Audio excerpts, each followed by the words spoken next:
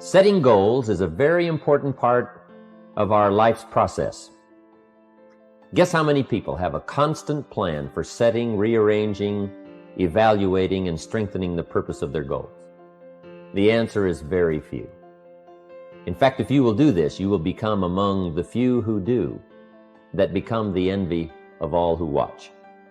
In fact, if you will work hard on setting goals, put together a plan for setting goals, reevaluate them, rearrange them, constantly talk about them, go over them again and again, I tell you what this process will do in my personal opinion. It'll put you in what's known as the top 5%. And if you want to be successful, if you want your life to really change in major ways, this is one of the fundamentals.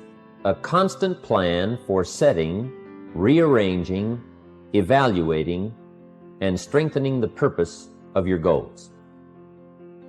We need to take a look into the future. We've got to have the future well designed. The future is called the promise. The promise of the future can be an awesome force for your own future. The promise of the future, designing the future. There's two ways to face the future. One is with apprehension, and the other is with anticipation. I promise you, in my travels around the world, most people face the future with apprehension. And here's why. They don't have it well designed. They've sort of left that up to someone else to fix. But here's the best way to face the future, with anticipation. And you can face the future with anticipation if the future is clear, if the future is well designed. In setting goals, it's very simple. Number one, decide what you want. You just take a little time. You sit down and say, what do I want? What kind of skills do I want? What kind of income do I want for the future? Where would I like to go? Places I'd like to visit. Habits I'd like to acquire. Skills I'd like to have. You just take a little time to think about what you want.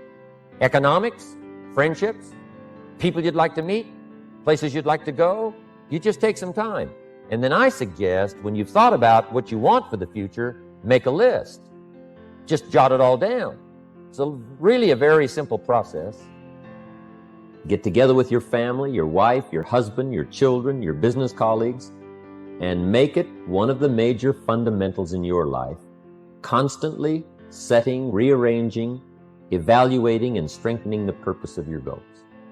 That's number one, fundamental for success. Here's number two. A clear picture of what you intend to do with your present resources. That's a fundamental. Figuring out a plan of what to do and how to manage your present resources. Most everyone I talk to has already got something. The big question is, what are you doing with it? Most everyone has some time, they have some resources, they have some money, or they have a paycheck, or they have some kind of resources, they have some kind of net worth. The big question is, what are you doing with it? Where are you investing it? Where are you putting it? First of all, you've got to understand about society and about money. You've got to understand how to earn it, where to get it, where it comes from, and the importance of managing it. Kids ought to be taught from the time they're just small what to do with a dollar. If a child has a dollar and goes and spends it, right away they've developed the wrong habits. And sure enough, if they continue those poor management habits over the first dollar, you can imagine they're probably going to do the same poor things with those same dollars when they get older. The plans we learn when we're small, sure enough, are most often the plans we follow the rest of our lives. What to do with your money and where to put it. We teach in the care and feeding of the goose that lays the golden eggs. You've got to be a happy taxpayer. You've got to make sure some of your money goes into financial institutions so that successful people can borrow it and start other businesses that employ more people. You've got to make sure that you give some of your money for charity. So for charity and for taxes and for savings and for the accumulation of capital, it's very important to have a management plan for your present resources so that at age 65, you don't wind up like most people do, broke. You wind up with substance, you wind up with plenty to share, you wind up with plenty to enjoy. A plan for using all of your present resources wisely.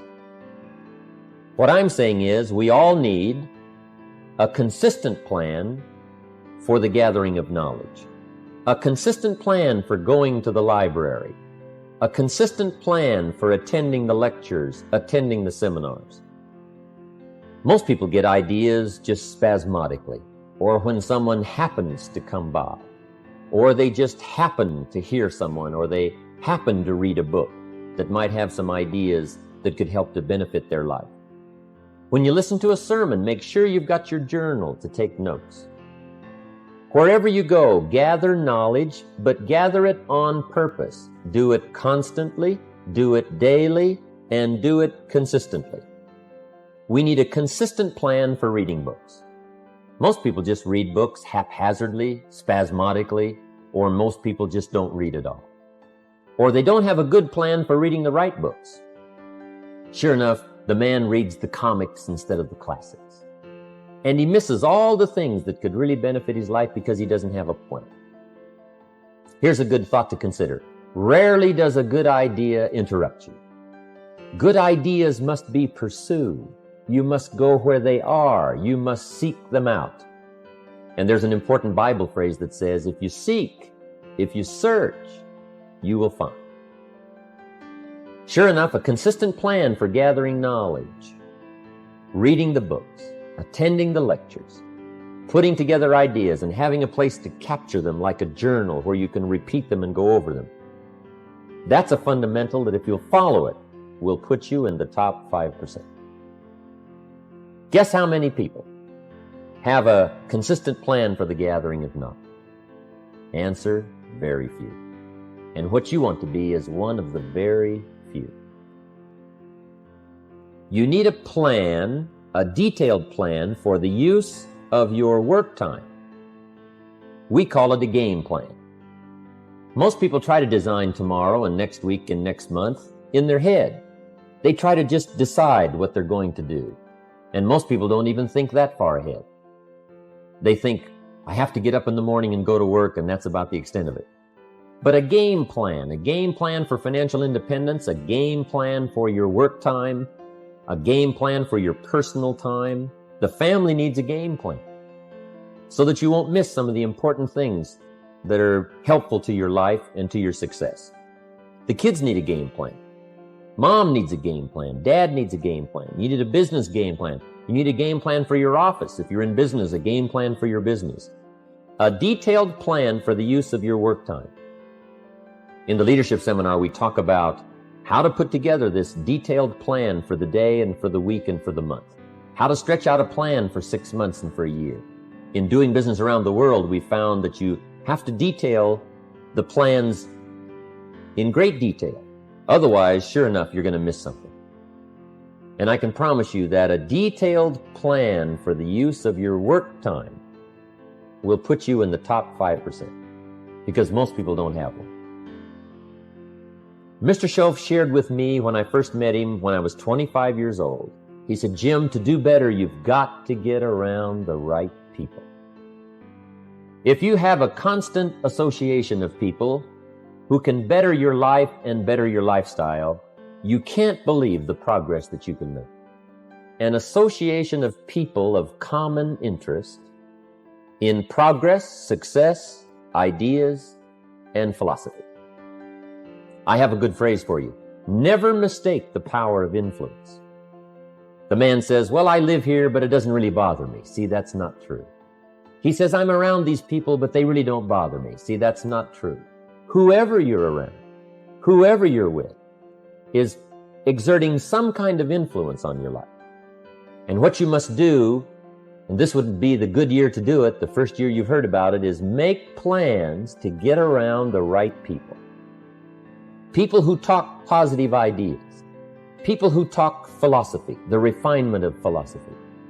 See, just the latest joke won't help. You've got to get around people who read, people who are successful, and people who are growing and changing. Otherwise, your influence is going to be in the opposite direction. And I know most of us, wherever you work, you have to be around some negative influences. But what you must do is counterbalance that by an association of the right people Getting around the right people who can help to change your life for the better. Associating with the right people on a constant, consistent basis. So work on that one. If you will work on an association of the right people who can help you to grow financially, personally, spiritually, socially, sure enough, it'll put you in the top 5%. Guess how many people have an association of people of common interest in progress, success, ideas, and philosophy? Answer, very few. But be one of the few. Mr. Shove taught me this one when I first met him at age 25. He called it lifestyle. Learning how to live. A constant plan for figuring ways to live uniquely and to enjoy your present substance. Lifestyle is the challenge of learning how to live well. See, if you earned well and didn't live well, see, that would be pitiful. If a man made a great deal of money, but his personality didn't change and his lifestyle didn't change, his uniqueness didn't change, see, that would be pitiful. It's pitiful to find a man in a $500,000 home and sure enough, he's a $5,000 man. Learning the skills of lifestyle, what to do with your money so that you get joy from it. Shof taught me the simplest little things, like tip. He taught me what the word tip meant.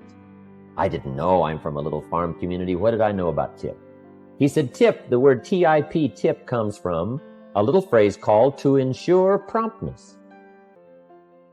And the more I thought about that, then I understood what he meant. If a tip is to ensure promptness, when should you give it? Answer, up front.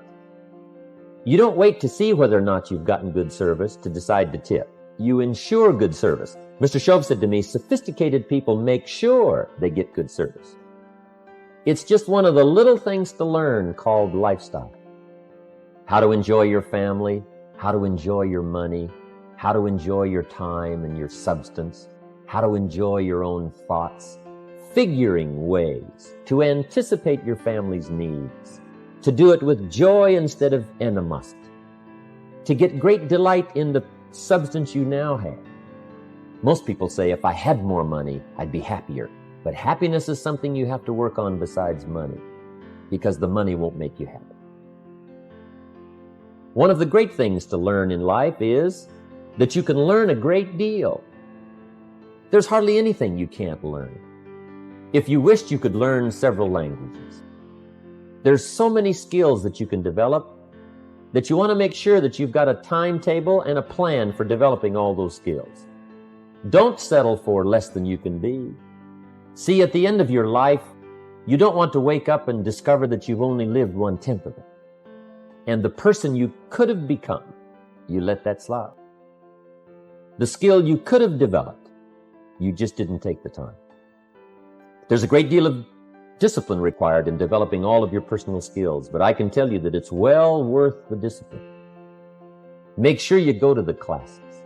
Make sure you do all that you possibly can to develop every skill you can, from the skill of leadership, the skill of diplomacy, the skill of language, the skill of business. Whatever you can learn, make sure you take the time to learn it. Plan for the development of all your personal skills. Keeping my old list of goals. I'm telling you, this served me so well, keeping my old list of goals. I look back now 10, 20 years ago at goals I set, lists I made, and I smile now because here's what I thought was so important, 20 years ago. Now some of those things aren't even on my list. I've got a new list. I've grown, I've changed, I've matured. But I give you that advice. Decide what you want. Number 2, write it down. Number 3, keep the old lists. And then here's number 4. When you get something that's on one of these lists, check it off. Part of the fun of having a list is checking it off. And then if you can add some drama to checking it off, see, that's what really helps. I set a goal to go to Spain many, many years ago. And when I finally made my first trip to Spain, I had that journal with me that had that list in it. And while I had my journal on my lap, waiting for the wheels to touch down in Madrid, I waited until the wheels touched the runway and I checked it off. just adding a little drama. So, part of the fun of having a list is checking it off. Now, here's what's important about the lists and designing your future. If the future gets clear, the price gets easy. Because you got to remember, for every promise, there's a price to pay.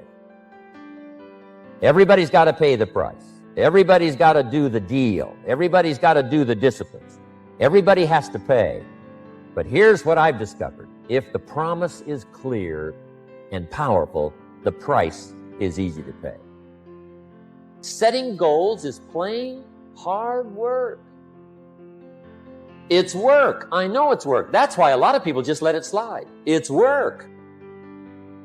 Many people work hard on their job, but they don't work hard on their future.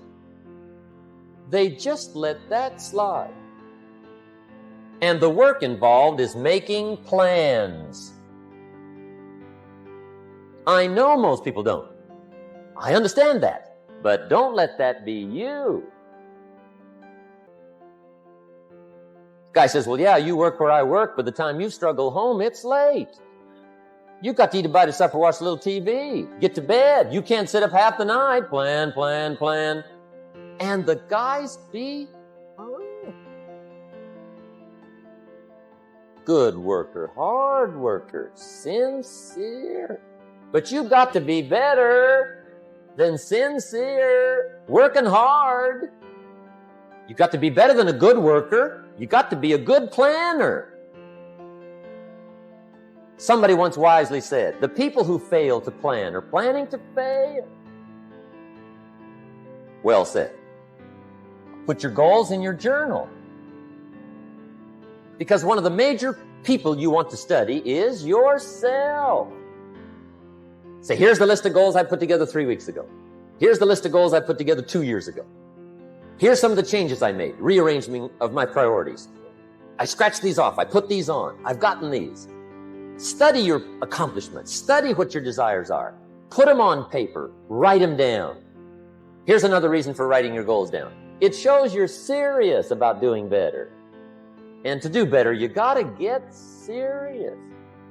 You don't have to be grim, but you must be serious.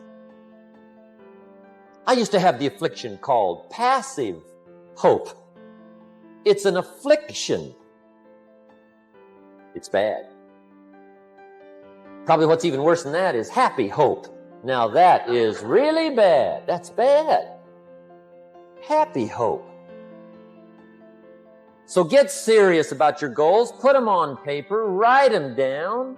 There's all kinds. His goals, her goals, their goals. Business goals, financial independence goals, family goals. I mean, there's so many things to work on this that if you don't get busy and work on it, sure enough, the time will pass. And sure enough, 5 years from now, you'll wind up where you don't want to be, wearing what you don't want to wear, driving what you don't want to drive, being what you don't want to be. Now's the time to fix it. And here's one of the important phrases of the evening. Your goals are affecting you, whatever they are. Your goals affect your handshake. Your goals affect your attitude, personality. Your goals affect the way you walk, the way you talk, the way you dress. All day long, we're being affected by our goals. Now, some people have goals, but they have such lousy goals. The effect is bad. I asked a guy one time, what are your goals for this month? The guy said, look, if I could just scrape up enough money to pay these lousy bills. That was his goal. I'm not saying it isn't a goal. It's a goal, but it's such a lousy goal, the effect is bad. You don't jump out of bed on Monday morning and say, oh boy, another chance to go out and scrape up the money to pay my lousy bills. So you don't do that. Usually you say, oh, not another Monday. And some people have so given up on life, they have joined the thank God it's Friday club. How sad. Everybody hopes things will get better. Everybody hopes. Poor people hope. That ought to tell you something. It means the future does not get better by hope. It gets better by plan.